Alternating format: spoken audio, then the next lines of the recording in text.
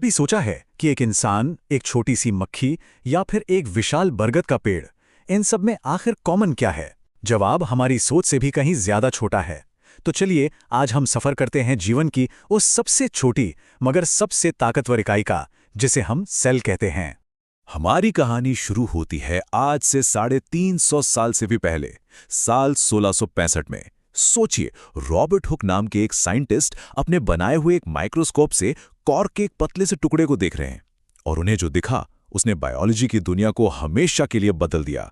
उनके ही शब्दों में कहें तो वो था एक मधुमक्खी के छत्ते जैसा, जिसमें कई छोटे छोटे खाने बने हुए थे। हुक ने इन खानों को सेल्स नाम दिया। ये लैटिन शब्द सेल्यूला से आया था, जिसका मतलब होता है एक छोटा कमरा। और ये सिर्फ एक नाम नहीं था, ये तो एक क्रांति की शुरुआत थी। पहली बार इंसान को ये पता चला कि जिंदगी कोई एक चीज नहीं, बल्कि ऐसे अनगिनत छोटे छोटे कमरों से बनी एक शानदार इमारत है।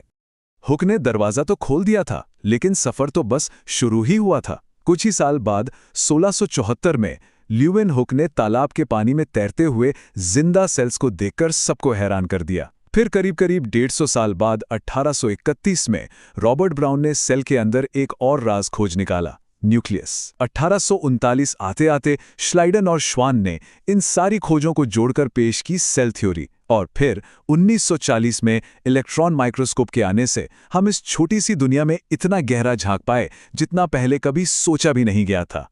तो आखिर ये सेल है क्या?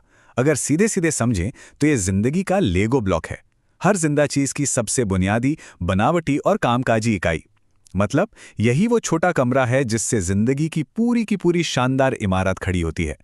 हुक के एक मामूली से ऑब्जर्वेशन से एक यूनिवर्सल सिद्धांत तक का सफर वाकई कमाल का है। अब हम ये जानते हैं कि सेल सिर्फ छोटे कमरे नहीं हैं, असल में यही जिंदगी के बिल्डिंग ब्लॉक्स हैं। और ये बात हर जगह, हर जिंदा चीज पर लागू होती है, चाहे वो प्याज की एक पतली सी झिल्ली हो या एक बहुत बड़ा हाथी। सब के सब इन्हीं सेल से बने हैं।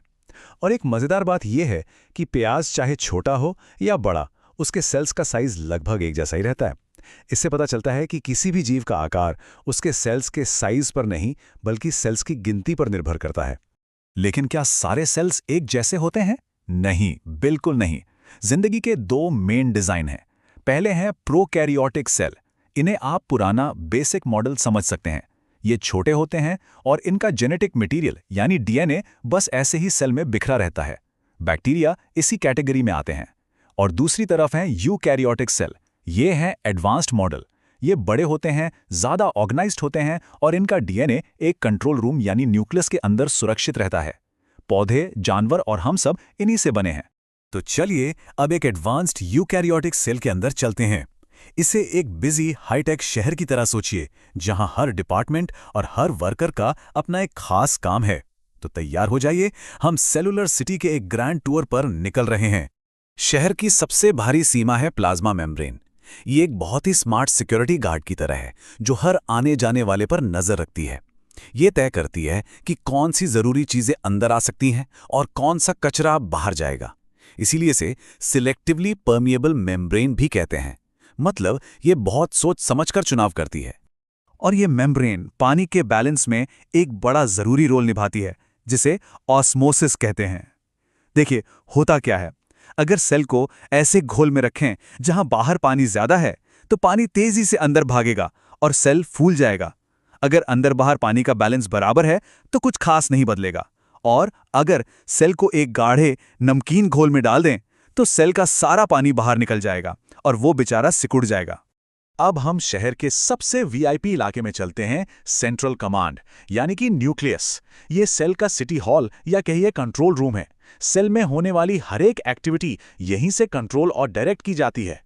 ये कंट्रोल रूम एक डबल लेयर वाली दीवार से सुरक्षित है, और इसके अंदर है शहर का सबसे कीमती खजाना, क्रोमोसोम। ये धागे जैसे स्ट्रक्चर डीएनए और प्रोटीन से बने होते हैं, और यही डीएनए वो मास्टर ब्लूप्रिंट है जिसमें सेल को बनाने, चलाने और उसकी कॉपी बनाने की सारी जानकारी छिपी होती है।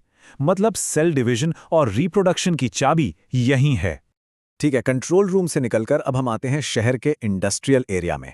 यह है एंडोप्लाज्मिक रेटिक्यूलम, या शॉर्ट में कहें तो ईआर। इसे झिल्लियों से बनी ट्यूब्स और शीट्स का एक बहुत बड़ा घुमावदार नेटवर्क समझिए, जो पूरे शहर में फैला है। ये एक ही साथ शहर की फैक्ट्री भी है और हाईवे भी। ईआर दो तरह का होता है। रफ ईआर की सतह पर छोटे छोटे दाने, जिन्हें राइबोसोम कहते हैं, चिपके होते हैं, इसीलिए ये खुरदुरा दिखता है। ये शहर की प्रोटीन बनाने वाली फैक्ट्री है।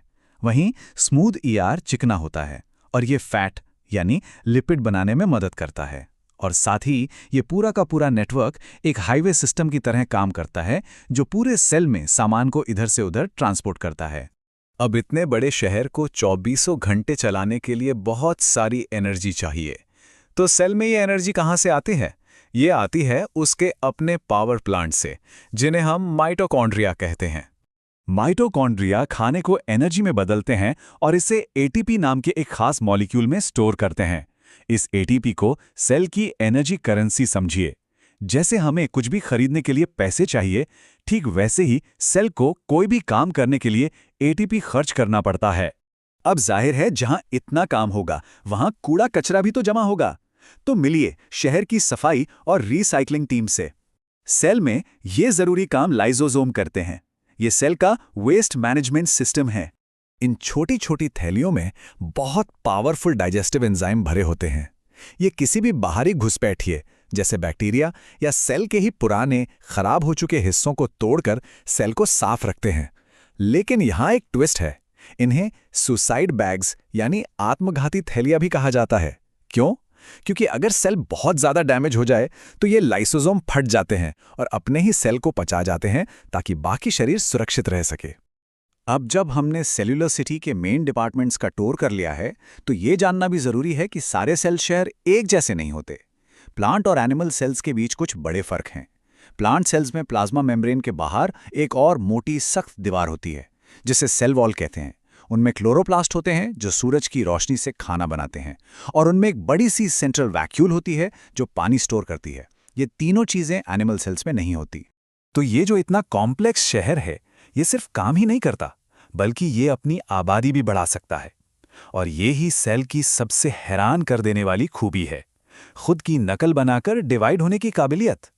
ये सेल थियरी का शायद सबसे गहरा और जरूरी नियम है कि सभी नए सेल्स पहले से मौजूद सेल्स से ही पैदा होते हैं। जिंदगी अचानक कहीं से नहीं आती, जिंदगी से ही आती है, एक सेल से दूसरे सेल तक, पीढ़ी दर पीढ़ी। तो सवाल यह है कि सेल आखिर डिवाइड करते ही क्यों हैं? इसके मोटे तौर पर 3 बड़े कारण हैं। पहला, शरीर के विकास के लिए। एक छोटे बच्चे से बड़े होने तक खरबों नए सेल बनते हैं। दूसरा, मरम्मत के लिए। जब कोई चोट लगती है तो नए सेल पुराने या मरे हुए सेल्स की जगह ले लेते हैं। और तीसरा, जिंदगी को आगे बढ़ाने के लिए, यानी रिप्रोडक्शन के लिए खास सेल्स बनाने के लिए। तो ये छोटा सा शहर, वो छोटा कमरा जिसे हुक ने सदियों पहले देखा था, असल में पूरी जिंदगी का ब्लूप्रिंट है। ये हमें याद दिलाता है कि सबसे बड़ी और खूबसूरत चीजें भी कितनी सरल शुरुआत से बनती हैं। हर एक सेल अपने आप में एक पूरी दुनिया है, और ये हमें सोचने पर मजबूर करता है कि अगली महान खोज इस अविश्वसनीय दुनिया के बारे में हमें और क्या नया बताएगी।